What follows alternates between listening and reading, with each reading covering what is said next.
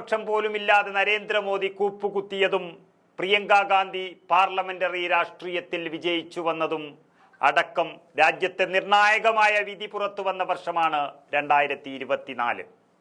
2024 നരേന്ദ്രമോദിയെ സംബന്ധിച്ചിടത്തോളം ഏറ്റവും വലിയ തിരിച്ചടിയുടെ ഒരു വർഷമായിരുന്നു. രാജ്യം ഭരിക്കുന്നുണ്ടെങ്കിലും താങ്കൾ ഈ ഭരണത്തിന് യോഗ്യനല്ല എന്ന് ഏറ്റവും അധികം ആളുകൾ ഈ രാജ്യത്ത് പറഞ്ഞ തെരഞ്ഞെടുപ്പാണ് കടന്നുപോയത്. നരേന്ദ്രമോദിയുടെ നേതൃത്വത്തിലുള്ള ഹിന്ദുത്വ രാഷ്ട്രീയത്തിന്റെ അശ്വമേധത്തിന് തടയിട്ട ഒരു പൊതു തെരഞ്ഞെടുപ്പ് തന്നെയാണ് സംഭവബഹുലമായ 2024 പൊതു തിരഞ്ഞെടുപ്പ് വഴിത്തിരിവായത്. ഏപ്രിൽ 19 മുതൽ ജൂൺ 1 വരെ നടന്ന തെരഞ്ഞെടുപ്പിൽ 2014 19 തേരോട്ടം തുടരുമെന്ന കണക്കുകൂട്ടലിൽ ഹിന്ദുത്വ നേതാക്കളിൽ പൂവിട്ട ഭരണഘടനാ ഭേദഗതി സ്വപ്നം അത് കായ്ക്കും മുൻപേ കരിഞ്ഞു പോയത് നമ്മൾ കണ്ടു. ഒറ്റയ്ക്ക് കേവല ഭൂരിപക്ഷമില്ലാതായതോടെ BJP ഹിന്ദുത്വ അജണ്ട നടപ്പാക്കുന്നതിൻ്റെ ഗതിവേഗം കുറക്കാൻ നിർബന്ധിതരായി എന്ന് മാത്രമല്ല, ആ സ്വപ്നം തന്നെ ഉപേക്ഷിച്ച മട്ടാണ്. തങ്ങളെ താങ്ങി നിർത്തുന്നത് മുസ്ലിങ്ങളുടെ വോട്ട് കൂടി കാക്ഷിക്കുന്ന തെലുങ്ക് ദേശവും ജനതാദൾ യുണൈറ്റഡുമാണെന്ന യാഥാർത്ഥ്യം അംഗീകരിക്കേണ്ട ഒരു നിസ്സഹായ അവസ്ഥയിലാണ് BJPയും നരേന്ദ്രമോദിയും. ദേശീയ രാഷ്ട്രീയത്തിൽ ചന്ദ്രബാബു നായിഡുവും നിതീഷ് കുമാറും വീണ്ടും ശ്രദ്ധാകേന്ദ്രങ്ങളാകുമ്പോൾ BJPയാണ് അവിടെ വടിപിടിച്ചിരിക്കുന്നത്. കൊട്ടിഘോഷിച്ചു കൊണ്ടുവന്ന ഹിന്ദുത്വ അജണ്ടയായ വഖഫ് ബില്ലിന്റെ ചാഞ്ചാട്ടങ്ങൾ ജൂൺ 4 പുറത്തു വന്ന പൊതു തെരഞ്ഞെടുപ്പ് ഫലം സൃഷ്ടിച്ച നിസ്സഹായതയിൽ നിന്ന് ഉടലെടുത്തതാണ്. പ്രധാനമന്ത്രി നരേന്ദ്രമോദി മുൻ സുപ്രീം കോടതി മുഖ്യ ന്യായാധിപൻ ചന്ദ്രചൂഡിന്റെ വസതിയിൽ ഈ ബില്ല് പാസാക്കുന്നത് രാജ്യത്തെ കോടാനുകോടി വഖഫ് സ്വത്തുക്കളിൽ കൈവെക്കാനാണെന്ന മുസ്ലിം സമുദായത്തിന്റെ ആശങ്ക ദൂരീകരിച്ചേ മതിയാകൂ എന്ന് വ്യക്തമാക്കി തെലുങ്കുദേശവും ജനതാദൾ യുവും ജഗദംബിക പാൽ അധ്യക്ഷനായ JPCയെ വരച്ച വരയിൽ നിർത്തിയിരിക്കുന്നു. ഫെഡറൽ സംവിധാനം അവസാനിപ്പിച്ച് പ്രസിഡൻഷ്യൽ രീതിയിലേക്കുള്ള ഒരു പരിവർത്തനത്തിന് നാന്ദി കുറിക്കാൻ പാകത്തിൽ വേവിച്ചെടുത്ത ഒരു രാജ്യം ഒരു തെരഞ്ഞെടുപ്പ് അജണ്ട നടപ്പാക്കാനും BJPക്ക് കഴിയാതിരിക്കുന്നത് സ്വപ്നം കണ്ട ആ 400 സീറ്റ് കടക്കാൻ കഴിയാത്തത് കൊണ്ട് മാത്രമാണ്.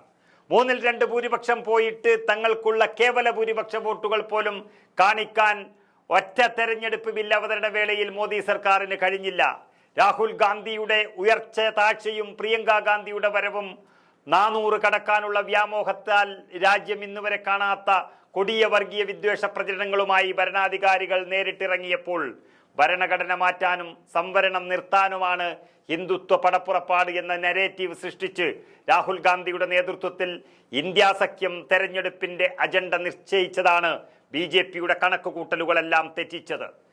അതുവരെ കോൺഗ്രസിനെ കുറ്റം പറഞ്ഞ ഭൂരിപക്ഷ ന്യൂനപക്ഷ വർഗീയതകളുടെ ആളുകളെല്ലാം തന്നെ രാഹുൽ ഗാന്ധിയുടെ കാലു പിടിക്കുന്ന ഒരു കാഴ്ചയാണ് ഈ രാജ്യത്ത് കണ്ടത്. ഗോപാൽ ശങ്കരനാരായണൻ എന്ന സുപ്രീം കോടതി അഭിഭാഷകൻ ചുവന്ന ചട്ടയുള്ള കൈപ്പുസ്തകമാക്കി പുറത്തിറക്കിയ ഇന്ത്യൻ ഭരണഘടനയെ ജനമനസ്സുകളിൽ കുടിയിരുത്തിക്കൊണ്ടായിരുന്നു രാഹുൽ ഗാന്ധിയും ഇന്ത്യ മുന്നണിയും നടത്തിയ പ്രചരണം. അതാണ് ഈ രാജ്യത്ത് വിജയിച്ചത്. അങ്ങനെ ദേശീയ രാഷ്ട്രീയത്തിൽ മേലോട്ടുയർന്ന രാഹുൽ ഗാന്ധിയുടെ ഗ്രാഫ് ഹരിയാനയിലും മഹാരാഷ്ട്രയിലും ഉണ്ടായ ഒരു തെരഞ്ഞെടുപ്പോടുകൂടി അല്പം താഴ്ന്നുവെങ്കിലും രാഹുൽ ഗാന്ധിയോടൊപ്പം തന്നെ പ്രിയങ്ക ഗാന്ധിയും ഉയർന്നു വന്നത് കോൺഗ്രസിന് വലിയ നേട്ടമായി മാറി. രാഹുൽ ഗാന്ധി പ്രതിപക്ഷ നേതാവിന്റെ പദവിയിൽ ഇരുന്നതോടെ പറയാനൊന്നുമില്ലാതായോ എന്ന് തോന്നിച്ച മാസങ്ങൾക്കൊടുവിലാണ് അംബേദ്കർ പരാമർശത്തിൽ അമിത്ഷായ്ക്ക് പിണഞ്ഞ അമളിയും അമിത്ഷാ ഈ രാജ്യത്തോട് മാപ്പ് പറയേണ്ട ഒരു അവസ്ഥയും വന്നിരിക്കുന്നത്. ഇന്ത്യയെ ഒരുമിച്ച് നിർത്തി അമിത്ഷായെ പൂർണ്ണമായും പ്രതിരോധത്തിലാക്കിയ നീക്കത്തിലൂടെ താഴെ നിന്ന രാഹുൽ ഗാന്ധിയുടെ രാഷ്ട്രീയ ഗ്രാഫ് ഒരൽപ്പമല്ല ഒരുപാട് മുകളിലോട്ട് പൊങ്ങി.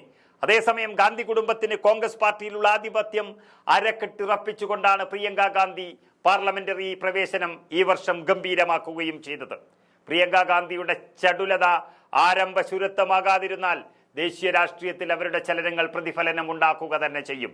കോൺഗ്രസിനെ കുറ്റം പറഞ്ഞവർ കോൺഗ്രസിന് മുന്നിൽ കൈകൂപ്പി നിന്നതും നരേന്ദ്രമോദിയുടെ അശ്വമേധം പാതി വഴിയിൽ അവസാനിച്ചതും കണ്ട 2024 തന്നെയാണ് മതേതരത്വത്തിന് പുത്തൻ പ്രതീക്ഷ നൽകുന്ന ഒരു വർഷം.